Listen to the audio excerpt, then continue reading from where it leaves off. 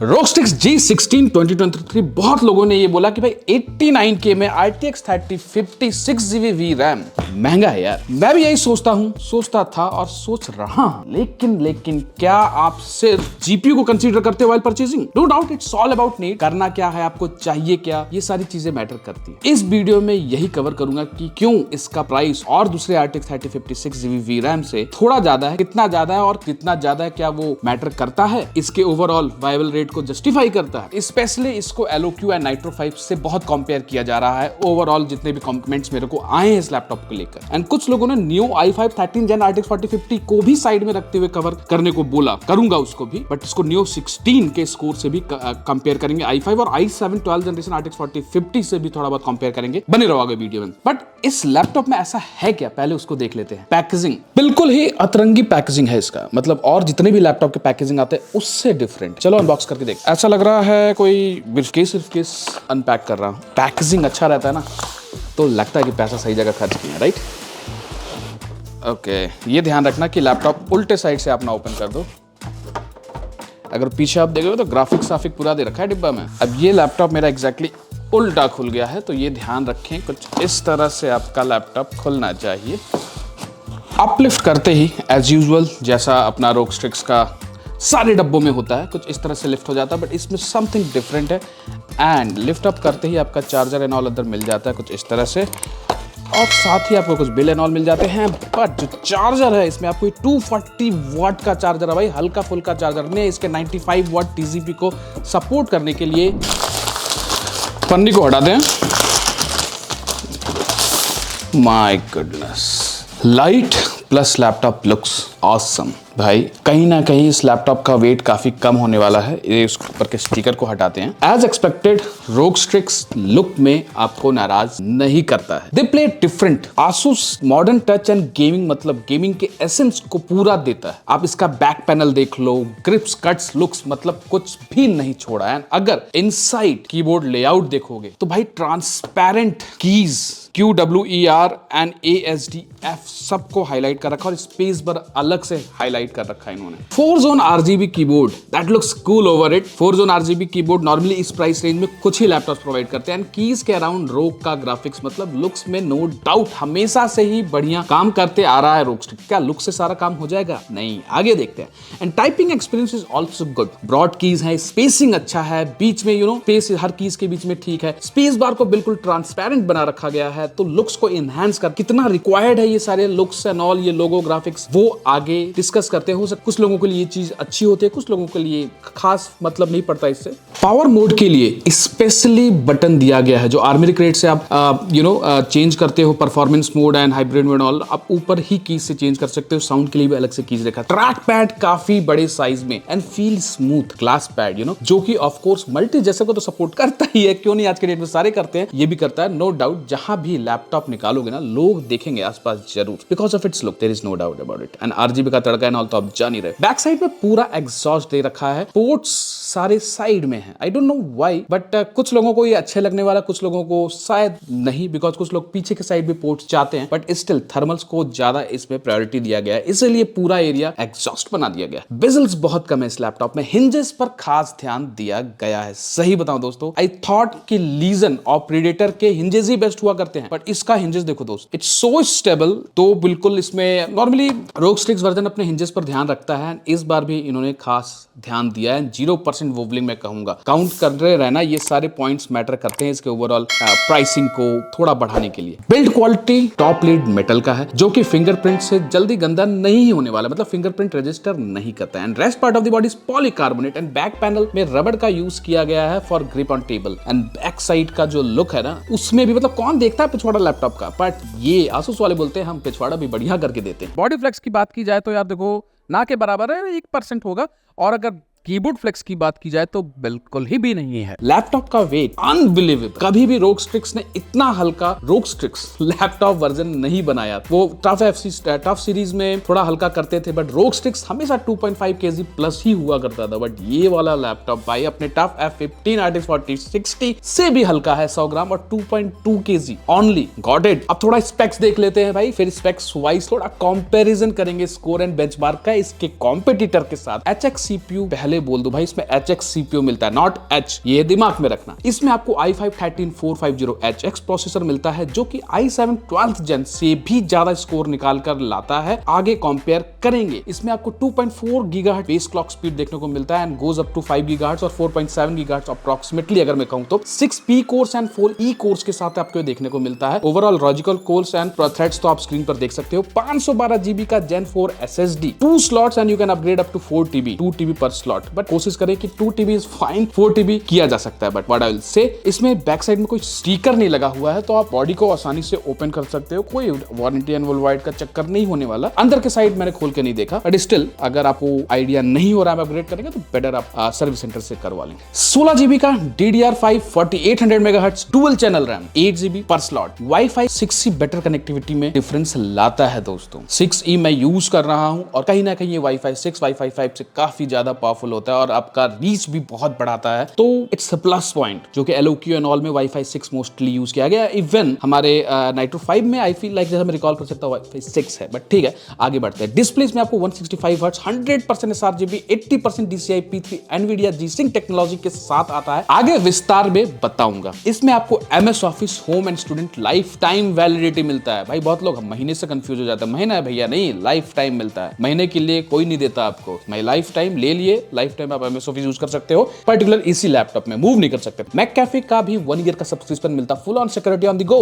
मैककैफे normally आपको बाहर से परचेज करने के लिए सोचना पड़ता, आप खरीदते नहीं हो, लेकिन अगर लाइसेंस आपको मिलता है सिक्योरिटी का तो भाई साल भर आप एंजॉय करो उसको, फिर रिक्वायर्ड हो तो दोबारा रिन्यू कर लो। परफॉर्मेंस बेंचमार्क की जहां तक बात करें, ये HX CPU है ना, इसका R23 स्कोर 17K प्लस निकल कर आया, जो कि अपने नाइट्रो 5 का i5 13420H के 12K स्कोर से काफी ज्यादा है and single core score almost 1K ज्यादा निकाला i5 अपने नाइट्रो 5 से कंपेयर किया जाए तो G16 ने। LOQ i5 12450H के स्कोर से समवेयर अराउंड 10K आता है i5 का एंड सिंगल कोर स्कोर भी 1634 आता है LOQ i5 का, उससे भी ROG wins with a great margin, right? LOQ Ryzen 7 7840HS का multi score 17K and single score 1755। यहां पर स्कोर ऑलमोस्ट सेम है बट डिफरेंस ना के बराबर है, लेकिन रेट भी अगर देखोगे तो 87 और 89 कुछ इतना ही डिफरेंस है। i7 12650H का जो स्कोर आया था ना, जो मैंने रिव्यू किया था, वो 15K multi core and single core 1700 के अराउंड आया था। यहां पे भी HX विन करता है दोनों स्कोर में i7 12650H प्रोसेसर से कंपेयर करें तो।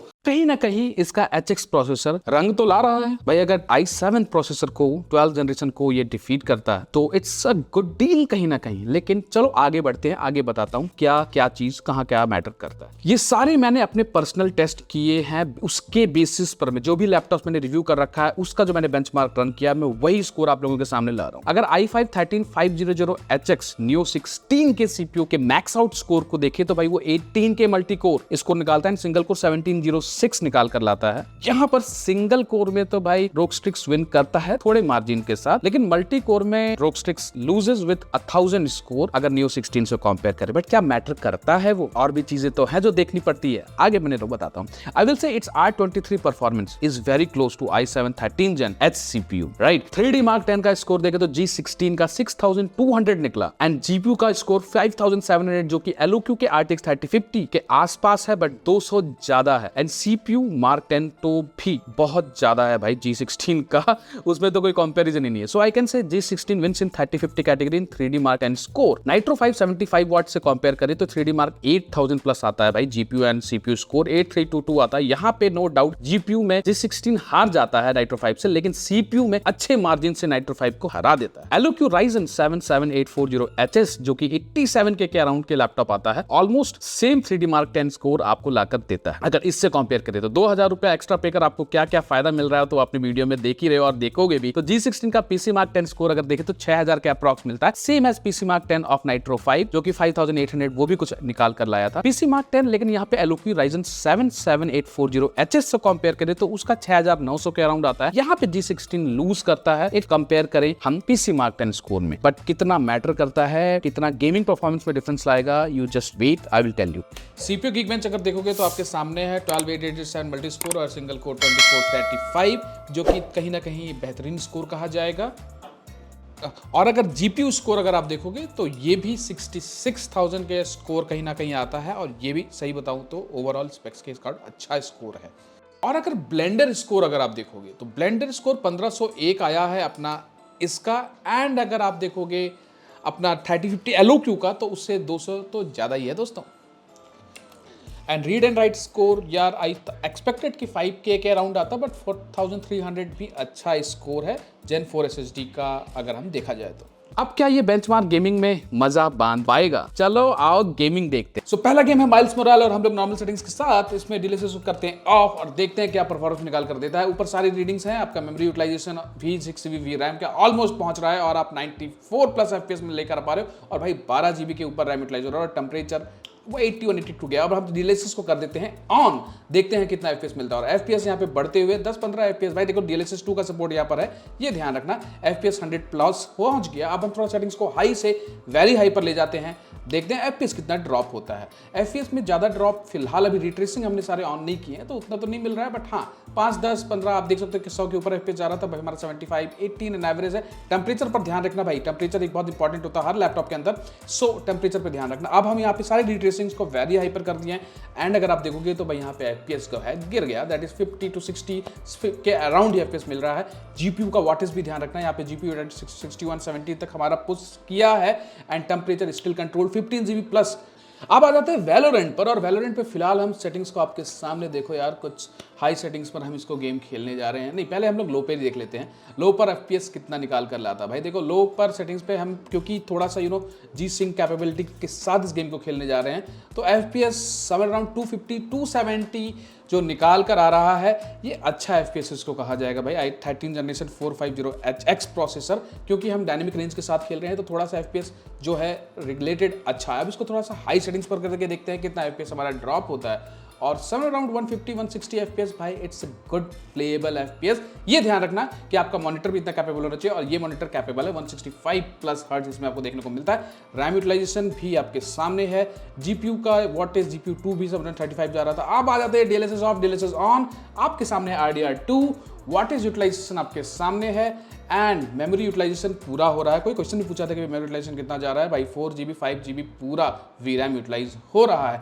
टेम्परेचर कंट्रोल्ड है, एंड डीएलएसएस ऑन में भाई 100+ एफपीएस मीन्स जीपीयू और CPU intensive RDR2 actually use करता है, and this is the performance guys. आपके सामने है बेंचमार्क रिपोर्ट। अब हम आते हैं अपने नेक्स्ट गेम पर, साइबरपंक, जो कि यार नॉर्मली डीएलएसएस 3.5 पर ज्यादा अच्छा परफॉर्मेंस लाता है, बट यहाँ पे भी आप अगर देखोगे तो हम अल्ट्रा रीट्रेसिंग में 40-42 एफपीएस ला पा रहे हैं, एंड जीपीयू 1 का भाई 95 वाट का टीजीपी है, एंड अब ओवरड्राइव पर आप देखो फुल टीजीपी यूटिलाइज किया जा रहा है अपना जीपीयू का, 95 तक टच किया है इसने, एंड टेम्परेचर स्टिल कंट्रोल्ड है।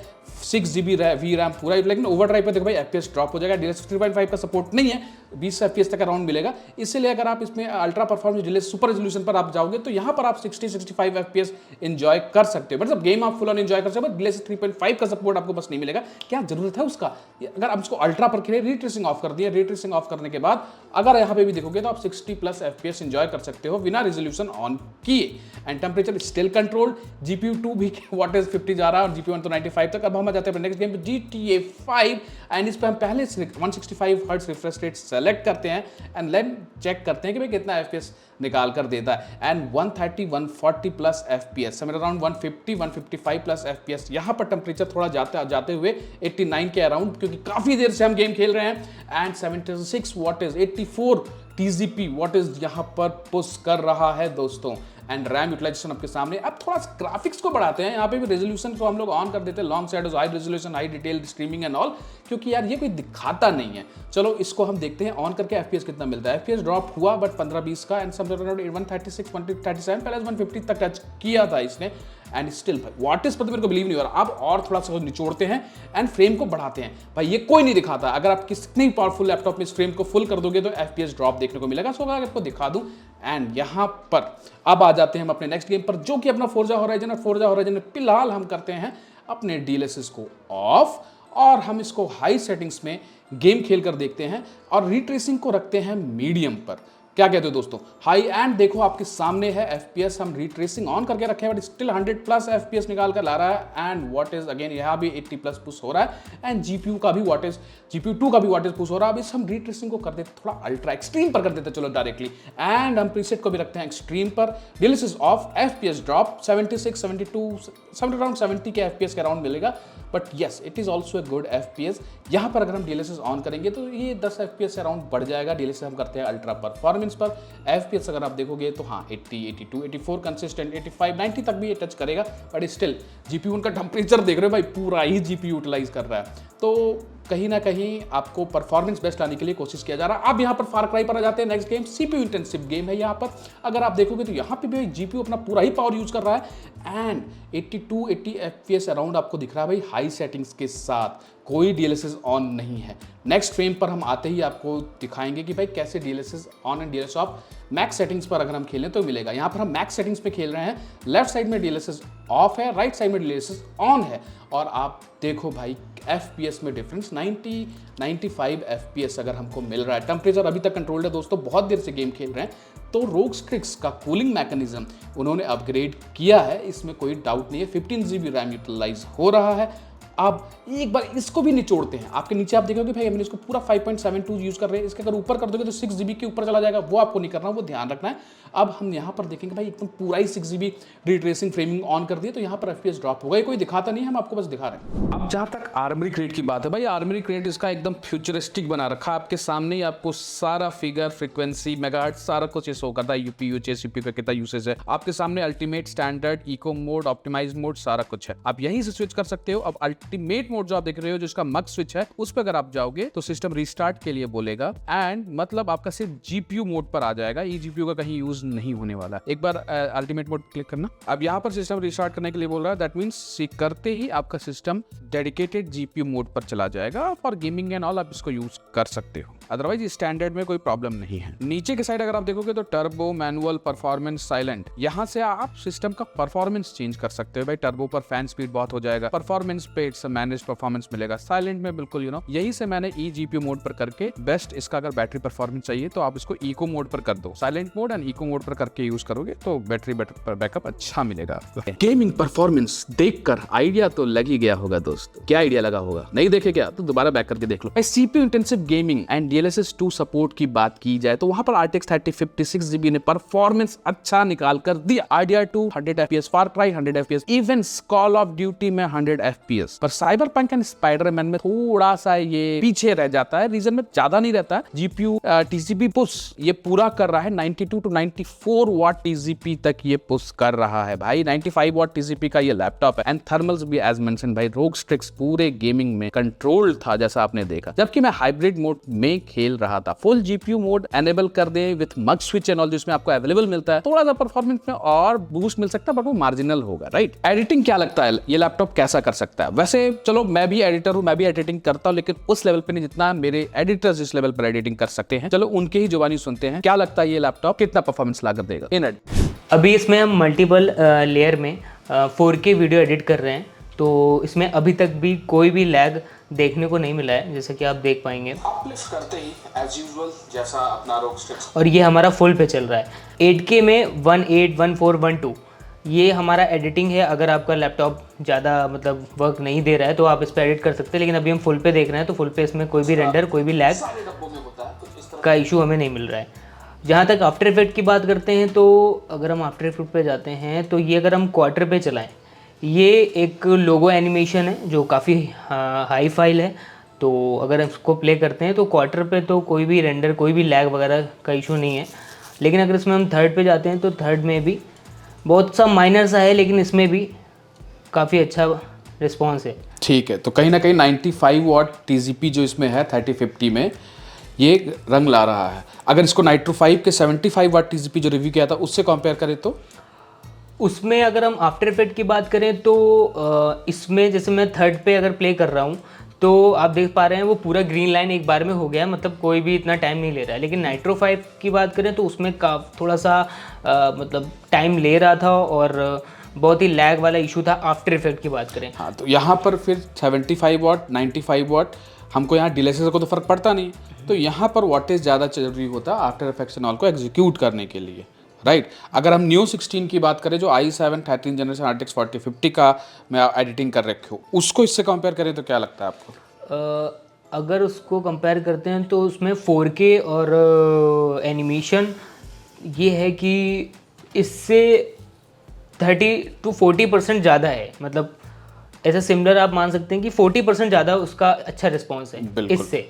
अब यहाँ पर वही चीज़ आ जा रही है कि भाई हम i7 13700HX 140 वाट TCP RTX 4050 को कंपेयर कर रहे हैं ROG Strix के 95 वाट i5 13 जनरेशन HX प्रोसेसर के साथ, तो उस हिसाब से ये एक अच्छा ऑप्शन एडिटिंग के लिए इस रेंज में आपको प्रोवाइड करता है। अब क्योंकि फोटोशॉप की बात करा जा रहा है तो यहाँ पे 100% sRGB का लैपटॉप है, 250 निट्स कंपनी बोल रहा है, बट 270 प्लस मेरे को जहाँ तक निट्स फील हुआ। तुमको ब्राइटनेस में कैसा फील हुआ, मतलब अगर इसमें फोटो एडिट करते हैं तो colour accuracy, because 100% sRGB 80% DCI-P3 है, तो एक्यूरेसी कैसा लग रहा है? फोटोशॉप की बात करें तो फोटोशॉप में कलर इसमें काफ़ी अच्छे दे रहे हैं, खिल के आ रहे हैं कलर। कोई भी अगर हम RGB जैसे 2 उसमें होते हैं, एक RGB होता है, एक CMYK, मतलब 2 इसमें कलर होते हैं। तो RGB पे अगर हम आते हैं तो RGB काफ़ी अच्छा है, और मतलब आप दोनों पे जा सकते हो, चाहे वो CMYK ले लो चाहे वो RGB ले लो फोटोशॉप की बात। तो यहाँ पर नो डाउट नाइट्रो 5 में भी ये सब चीज़ किया जा सकता है, 45% NTSC के साथ मिलता है, बट क्योंकि 100% sRGB और थोड़ा सा कलर खिलकर आता है तो आप इसमें थोड़ा बेटर उम्मीद कर सकते हो। अब जरा पोर्ट्स देख लेते हैं, ports, display, speaker and all, ये भी तो जत्ता बनता है भाई लैपटॉप में कैसा क्या पोर्ट्स मिल रहा है ना। इसमें आपको थंडरबोल्ट 4 पोर्ट मिल जाता है, 2 type A USB 3.2 Gen 2 right side में, एंड लेफ्ट साइड में 1C type with PD charging support with 100 watt charging, 3.2 Gen 2 and 1 Thunderbolt 4 port मिल जाता है, और फास्ट डेटा ट्रांसफर HDMI 2.1 जिससे आप DGPU का सपोर्ट ले सकते हो एक्सटर्नल डिस्प्ले पे, एंड 3.5 mm का जैक एंड RJ45 भी मिल जाता है इसमें दोस्तों। डिस्प्ले पर आ जाएं क्या, 16 inch WUXGA FSD plus 165 hertz, 100% sRGB, 80% DCI-P3 and 250 nits लिखा हुआ है, but feels like 270 approx and near about मैं कहूंगा 300 के आसपास ही। इसमें आपको कहीं मेंशन नहीं है, it's mention only 250 but it feels like 300। धूप में भी मैंने इसको चेक किया एंड खास दिक्कत मेरे को नहीं फील हुआ। एंड भाई बिकॉज इसमें जो सर्टिफिकेट्स मिलते हैं ना, ये anti glare IPS display Dolby vision के सपोर्ट के साथ मिलता है, 7 ms रिस्पॉन्स टाइम के साथ, जिसमें movie watching experience, gaming experience due to G-Sync आपको लिटरली डिफरेंट मिलता है, और स्क्रीन डिस्प्ले फीलिंग आपको डिफरेंट मिलने वाला है, इसमें डाउट नहीं है। तो कहीं ना कहीं डिस्प्ले कलर ग्रेड वर्क के लिए, फोटो एडिटिंग के लिए एंड ऑल में कोई प्रॉब्लम नहीं देने वाला है, right. Camera and mic quality की बात की जाए तो आपके सामने 720 पिक्सल का कैमरा है और क्वालिटी आपके सामने है, माइक भी आप जैसे सुन रहे हो, और 60 हर्ट्ज में रिकॉर्डिंग हो रहा है। जहां तक क्वालिटी की बात है तो भाई वो जैसे कार्टूनिस्टिक कैरेक्टर बन जाता है वैसा तो नहीं कहीं दिख रहा है। क्वालिटी आप खुद कमेंट करके बताओ आपको कैसा लग रहा है। लाइट एवरेज रूम में, मतलब इतना लाइट है कि वीडियो कॉल के हिसाब से जो हम यूज करते हैं। पहले ROG Strix कैमरा नहीं देता था, अलग से आपको लेना पड़ता था, बट अब कैमरा इंक्लूड कर दिया गया है। बट हाँ, एक से भी मिस है जो कि है कैमरा सेटर बटन, वो इसमें आपको नहीं मिलता। स्पीकर, जब स्पीकर क्वालिटी सुना था ना, देन आई फील कि भाई इसमें डॉल्बी एटमॉस तो पक्का होगा। Then I check the speaker settings and it was there दोस्तों। कहीं लिखा नहीं है डॉल्बी सपोर्ट है कि नहीं, बट डॉल्बी एटमॉस इसमें है, बैक फायरिंग स्पीकर है, एविसम है भाई, जस्ट चेक इट।